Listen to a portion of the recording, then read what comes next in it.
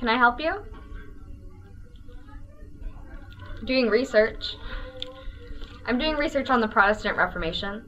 I mean, I know a lot about it, but it's something I'm doing for fun. You want to learn about the Protestant Reformation? You learned about that stuff in your history class, didn't you? Well, this could take a while. Say, I don't know, 45 minutes? Well, we can't simply begin with the Protestant Reformation. You need context first. Why?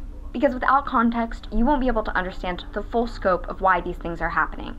Before we talk more about the Protestant Reformation, it is important to know that there were already groups of people who questioned the Church's authority that they imposed upon the people for many centuries across Europe.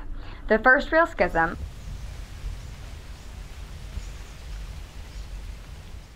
was with the Great Schism of 1054, when the Roman Catholic Church was split into Eastern Orthodox, which is mostly common in Eastern Europe, not to confuse with the Great Schism of 1378.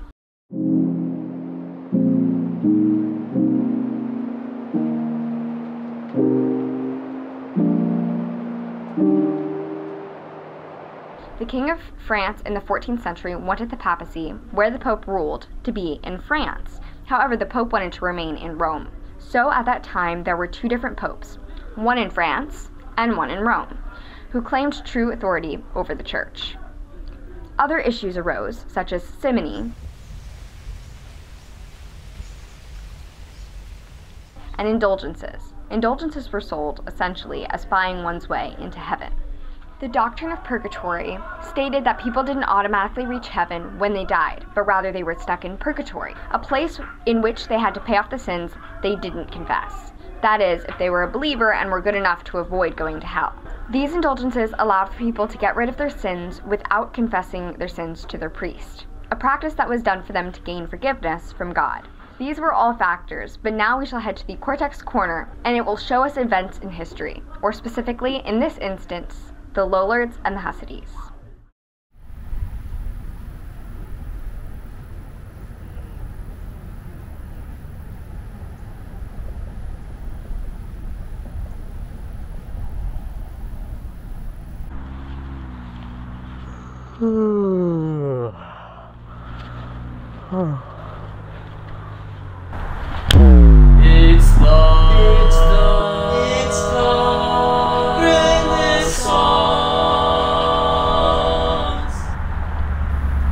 Bloody, did you hear that?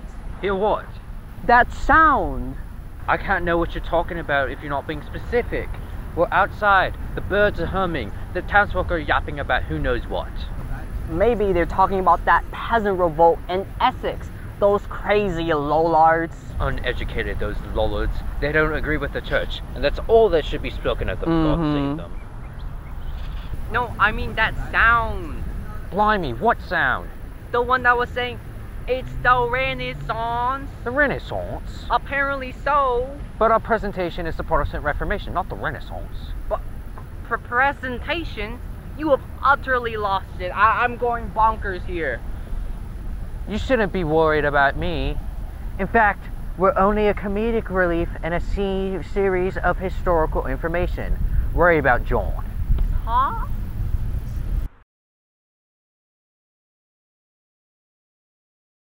Blimey! Are you serious? I didn't stutter. A peasants' revolt in Essex, and they're blaming John Wycliffe as the root of it. And it's already bad enough that the church has labeled me as a heretic.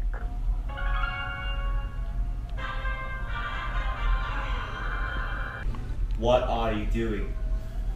Nothing. Who is this guy anyways? In case you haven't been paying attention, this is Duke of Lancaster, John of Gaunt, the one who's sheltering us from persecution, you imbecile! I don't care if he's a duke or whatever. I say down with the Catholics. Forget the doctrine of transubstantiation. We reject that symbolism of Christ through bread and wine. God is with us, here and now. Quiet down, you fool! We aren't against this man. If we must face the Papal Inquisition, then so be it. We either succeed in our efforts, or die as mere martyrs. Before the Protestant Reformation, during the Proto-Reformation, The church tried leaders in the Proto-Reformation as heretics, in which several were executed, such as John Badby, who was burned at the stake in 1410. In the Kingdom of Bohemia, located in Central Europe, Jan Hus was tried as a heretic for his beliefs against the church, in which he was also executed in 1415. Trying people as heretics was known as the Papal Inquisition. Like the Lollards, Hussites created disturbances against the clergy, and the Hussite Wars would break out in 1420, ending in 1434. The war was fought over the rights of the Hussites. The Hussites Utrecht won against the Catholic Laboratories, but it wouldn't be until 1485 that the Hussites gained equal rights as the Catholics, with the religious peace of Kutna-Hora in 1485. Despite their efforts to challenge the church, Lollard and Hussite influence began to wane, but would undoubtedly be influence to the Protestant Reformation.